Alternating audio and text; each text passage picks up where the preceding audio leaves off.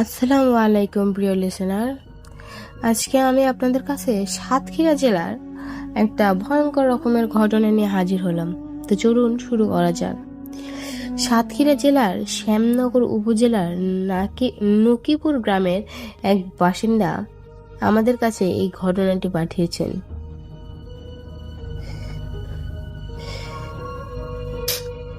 এই ঘটনাটা এত পুরনো যে সেগুলোর শুরুটা চলে যায় দেশভাগেরও আগে, যখন নাকিপুর জমিদার বাড়ি এখনকার মতো ধ্বংসপ্রায় ছিল না।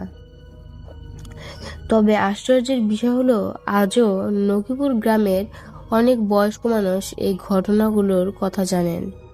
তারা বলেন, কিছু ঘটনা শুধু ঘটনা নয়, কিছু ঘটনার ভিতর অদৃশ্য সত্যি লুকিয়ে থাকে। নকিপুর জমিদার বাড়িকে ঘিরে এমন অনেক অদ্ভুত ঘটনার কথা বহু বছর ধরে লোকমুখে ঘুরে বেড়াচ্ছে। নকিপুর জমিদার বাড়ির ইতিহাসও কম পুরনো নয়। এই জমিদার বাড়িটি প্রতিষ্ঠা করেছিলেন হরিচেন রয় চৌধুরী, যিনি ব্রিটিশ আমলের দক্ষিণ পশ্চিম বাংলার এক প্রভাবশালী জমিদার হিসেবে পরিচিত ছিলেন। 19 শতকের শেষের দিকে নকিপুর এলাকার তিনি এই বিশাল প্রাসাদের মতোই প্রাসাদ সদৃশ্য জমিদার বাড়িটি নির্মাণ করেন। সেই সময় তার জমিদার বাড়ির বিস্তৃত ছিল সাতক্ষীরা অঞ্চল থেকে শুরু করে আশেপাশের অনেক এলাকা জুড়ে। বহু কাছারি ছিল, যেখানে নায়েব গুমস্তরা প্রজাদের কাছ থেকে খাজনা আদায় করত। শোনা যায় জমিদার হরিচরণ রায় চৌধুরী ছিলেন একদিকে অত্যন্ত ক্ষমতাবান, আর অন্যদিকে ধর্মীয় আচার অনুষ্ঠানেও গভীর বিশ্বাসী এক মানুষ। জমিদার বাড়ির ভেতরে ছিল একটি স্থায়ী পূজা মণ্ডপ ও শিব মন্দির। এছাড়াও বড় বড় উঠোন, যেখানে দুর্গা পূজা, রাস পূজা ও নানা ধর্মীয় উৎসব ধুমধাম করে পালিত হতো। দূর দূরান্তের মানুষ সেই উৎসব দেখতে আসতো। তখনকার দিনে জমিদার বাড়ির ভিতরে কড়া নিয়ম কানুন ছিল। সকালবেলা নহবতখানায় বাদ্য বাজিয়ে দিনের কাজ শুরু হতো। প্রজারা নির্দিষ্ট দিনে এসে খাজনা দিত, আর বড় বড় বৈঠকখানায় বসে জমিদার বা তার দেওয়ান এলাকার বিচার সালিশ করতেন। অনেক বৃদ্ধ মানুষ এখনো বলেন, হরিচরণ রায় চৌধুরী কঠোর হলেও নাকি অযথা অত্যাচারী ছিল না। কেউ বিপদে পড়লে তাকে সাহায্য করতেন, আর কেউ নিয়ম ভাঙলে তাকে শাস্তিও দিতেন। কিন্তু তার বিপুল সম্পদের উৎস নিয়ে তখনও নানান কথা শোনা যেত। কেউ বলতো জমিদারের মা স্বপ্নে গুপ্তধনের সন্ধান পেয়েছিলেন, আবার কেউ বলতো জমিদার বাড়ির মাটির নিচে মাটির গভীরে লুকানো আছে বহু সিন্ধুক ভরা ধনরত্ন, যা প্রজন্মের পর প্রজন্ম ধরে জমে উঠেছিল। এই ঘটনাগুলো তখন গ্রামের মানুষের কৌতূহল বাড়িয়ে দিয়েছিল। দাদার বাবার মুখে শোনা কথায় জানা যায়, এক সময় কয়েকজন মানুষ সত্যি সেই গুপ্তধনের সন্ধানে জমিদার বাড়ির ভিতরে ঢুকেছিল। তারা ছিল আশেপাশের এলাকার সাহসী মানুষ। কেউ বলতো তারা রাতের অন্ধকারে বাড়ির নিচে খোঁড়াখুড়ি করত। কেউ বলে তারা পুরনো সিন্ধুকের সন্ধান পেয়েছিল। কিন্তু সেই মানুষগুলোর পরিণতি ভালো হয়নি।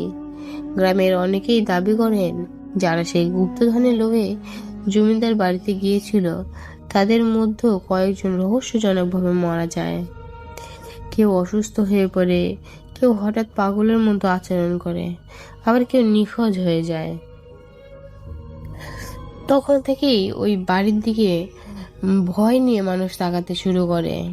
রাতের বেলা নাকি ওই বাড়ির ভিতর থেকে পায়ের শব্দ শোনা যেত, যেন লম্বা করিডোর দিয়ে কেউ ধীরে ধীরে হাঁটছে।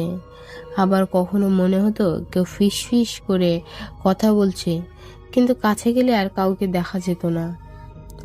এই ঘটনাগুলো সময়ের সঙ্গে সঙ্গে কিংবদন্তিতে পরিণত হয়। কিন্তু ঘটনার সবচেয়ে অদ্ভুত অংশটি শুরু হয় অনেক পরে। গ্রামের মানুষ আজও বলে লক্ষ্মীপুর জমিদার বাড়ি এখন প্রায় ধ্বংস হয়ে গেলেও তার ভিতরে এখনো একজন বয়স্ক বৃদ্ধা বসবাস করে। কেউ ঠিক বলতে পারে না তিনি কোথায় থেকে এসেছে, কত কত বছর ধরে সেখানে আছেন তাও কেউ জানে না। তিনি খুব কমই বাইরে আসেন। মাঝে মাঝে দেখা যায় তিনি ভাঙা বারান্দার পাশে দাঁড়িয়ে দূরে তাকিয়ে আছে। কিন্তু সবচেয়ে ভয়ের বিষয় ছিল, অনেকেই দেখেছেন তিনি একা একা কথা বলতেন। মনে হয় যেন সামনে কেউ দাঁড়িয়ে আছে, অথচ সেখানে কেউই নেই। কখনো তাকে দেখা যায় জমিদার বাড়ির ভেতরের অন্ধকারের দিকে তাকিয়ে ফিস ফিস করে কিছু বলছে, আবার কখনো হাত নেড়ে যেন কাউকে কিছু বোঝাচ্ছেন।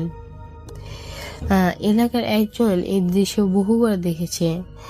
কেউ যদি সাহস করে তাকে কিছু জিজ্ঞেস করতে যায়, তিনি কোনো উত্তর দেন না, শুধু গভীর দৃষ্টিতে তাকিয়ে থাকেন। অনেকে বলেন যেদিন কেউ তাকে বিরক্ত করে কিছু জানতে চায়, সেদিন নাকি সেই মানুষটির জ্বর আসে। এই কারণে গ্রামের মানুষ এখনো ওই বৃদ্ধার কাছে থেকে দূরে থাকেন। আরেকটি বিষয় নিয়ে গ্রামের মানুষ সবচেয়ে বেশি অবাক, তিনি কিভাবে বেঁচে আছেন। কেউ তাকে কখনো বাজার করতে দেখেনি, কেউ তাকে কখনো খাবার নিয়ে যেতেও দেখেনি। ভয়ে কেউ তার কাছে খাবার দিতেও যায় না, অথচ তিনি বছরের পর বছর একই জায়গায় বেঁচে আছে। তিনি কি খান, কোথা থেকে পান, কেউ তা জানে না।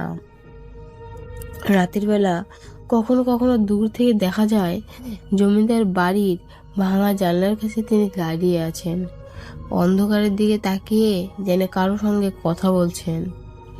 গ্রামের মানুষরা বলেন এই বাড়ির ইতিহাস পুরোটা মানুষ জানে না। জমিদারের ধনরত্ন, অদৃশ্য পাহারা আর এই বৃদ্ধা, সবকিছুই যেন একই রহস্যের অংশ। তো ঘটনাটি সত্যি কিনা জানি না, সবার কেমন লাগলো কমেন্ট করে জানাবেন। আমার নেক্সট ঘটনাটি শুরু করা যাক। শহরের এক কোণে পুরনো জরাজীর্ণ একটা টিনশিট ঘরে আমার বাস। লোকে আমাকে চেনে হারান জল্লাদ নামে। আমার পেশা সাধারণ মানুষের মতো নয়, আমি মানুষের মৃত্যু নিশ্চিত করি। সরকারের হয়ে আমি গলায় দড়ি পরাই। গত 25 বছরে আমি কতজনের গলায় দড়ি দিয়েছি তার হিসেব আমি নিজেও রাখি না। অনেকের ধারণা জল্লাদদের কোনো মন নেই, কোনো মায়া নেই, কিন্তু কেউ জানে না প্রতিটা ফাঁসির পর সে মানুষগুলোর শেষ আর্তনাদ আমার কানের ভেতর সারাত বাজের মতো শব্দ করে। আমি আজ যে ঘটনাটা আপনাদের শোনাবো তা কোনো সাধারণ ফাঁসির গল্প নয়। এটি এমন এক রাতের ঘটনা যা আমার মতো পাথর মনের মানুষকেও পাগল করে দিয়েছিল। বিজ্ঞানেও এর কোনো ব্যাখ্যা নেই। দিনটা ছিল অমাবস্যার রাত। সেন্ট্রাল জেলে আজ এক বড় আসামিকে ফাঁসি দিতে হবে। তার নাম মুজাহিদ।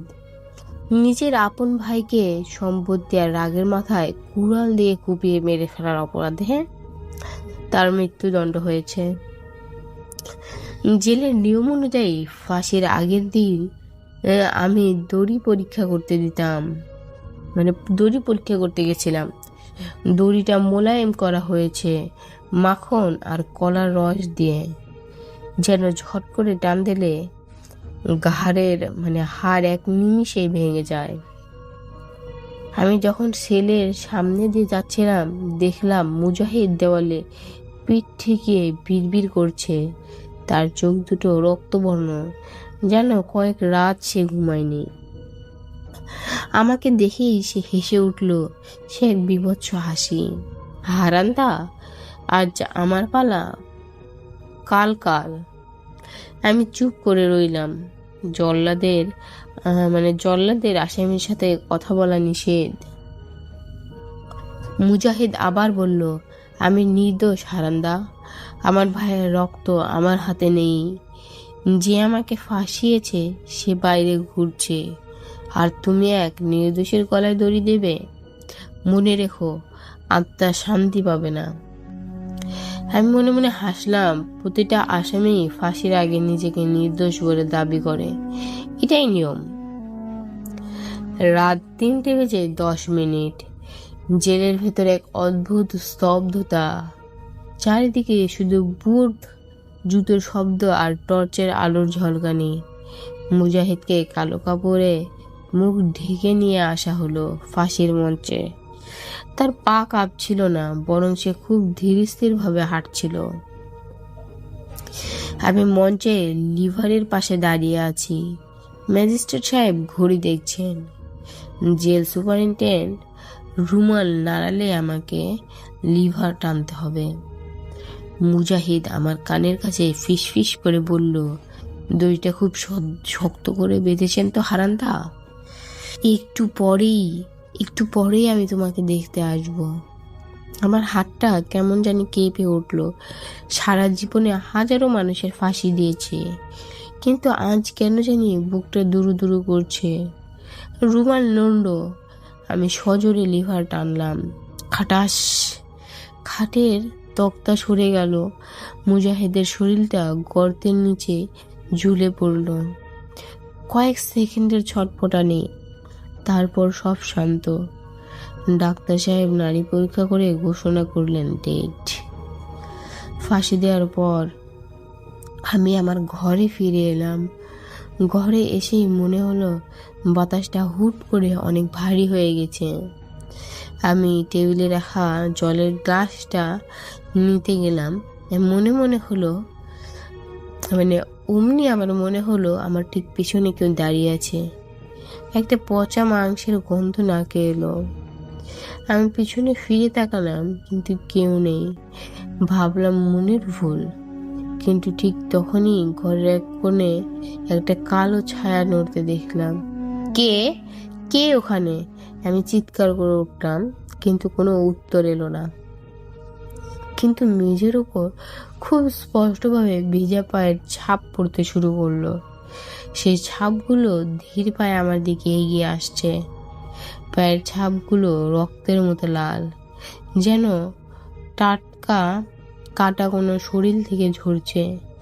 আমি টর্চ জ্বালালাম। টর্চের আলোয় দেখলাম ছাদের করিবার থেকে একটা দড়ি ঝুলছে, ফাঁসির সেই দড়ি। অথচ আমি জানি সেই দড়িটা জেলের গুদামে তালাবদ্ধ অবস্থায় থাকার কথা। দড়িটা এমনি এমনি দুলছে, যেন সেখানে অদৃশ্য কেউ ঝুলে আছে। হঠাৎ ঘরের কোণে রাখা একটা পুরনো ট্রাঙ্কের উপর থেকে একটা খাম পড়ে গেল। খামটা আমার নয়। আমি ভয়ে ভয়ে ওটা তুললাম। ভিতরে একটা হাতে লেখা চিঠি।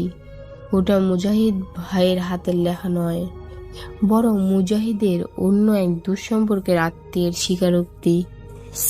সেখানে লেখা ছিল কিভাবে তারা মুজাহিদকে ফাঁসিয়ে খুনের নাটক সাজিয়েছিল। আমার হাত পা ঠান্ডা হয়ে এলো। তার মানে মুজাহিদ সত্যিই নির্দোষ ছিল। আমি আজ এক নিরাপদ মানুষের জীবন নিয়েছি। ঠিক তখনই জানালার কাঁচটা সজোরে ভেঙে পড়ল। বাইরে ঝড়ো হাওয়া ঘরের ভেতর ঢুকে পড়ল, আর সেই হাওয়ার মাঝে এক গম্ভীর কণ্ঠস্বর ভেসে এলো, হারান্দা, আমি বলেছিলাম না আমি আসব? আমি সামনে তাকাতেই দেখলাম মুজাহিদ দাঁড়িয়ে আছে। তার মুখটা কালো কাপড়ে ঢাকা নয়, বরং খোলা। তার গলার চারিদিকে গভীর ক্ষত, দড়ির দাগটা স্পষ্ট হয়ে আছে। তার চোখ দুটো থেকে রক্ত ঝরছে। সে আমার দিকে হাত বাড়ালো। তুমি নির্দোষকে মেরেছ হারান। এখন তুমি আমার হয়ে বিচার করো। পরদিন সকালে কারারক্ষীরা আমার ঘরের দরজা ভেঙে দেখলো আমি মেঝের ওপর সজ্ঞানহীন অবস্থায় পড়ে আছি। আমার গলায় নখের আঁচড় আর গভীর কালশিটে দাগ। জেল কর্তৃপক্ষ আমাকে হাসপাতালে পাঠালো। সুস্থ হওয়ার পর আমি ওই চাকরি ছেড়ে দিয়েছি, কিন্তু শান্তি আমি পাইনি। আজও যখন অন্ধকার নামে, আমার ঘরের করিবার থেকে সেই ফাঁসির দড়িটা ঝুলে থাকে। আমি যখনই ঘুমানোর চেষ্টা করি, দেখি মুজাহিদ আমার শিউরে বসে আছে। সে কাঁদে না, শুধু তাকিয়ে থাকে। লোকেরা বলে আমি নাকি পাগল হয়ে গেছি, কিন্তু আমি জানি প্রতিটা ফাঁসির পর সেই দড়িটা থেকে একটা অদৃশ্য ছায়া বের হয়ে আসে।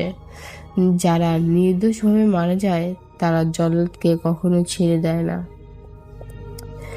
আজ আমি আপনাদের সতর্ক করছি, ক্ষমতার অপব্যবহার করে কারো উপর অবিচার করবেন না, কারণ বিচারের ঊর্ধ্বে আরও এক বিচারক আছে, আর তার আদালত বড় বেশি ভয়ঙ্কর। আসসালামু আলাইকুম। ঘটনাটি কেমন লাগলো জানাবেন।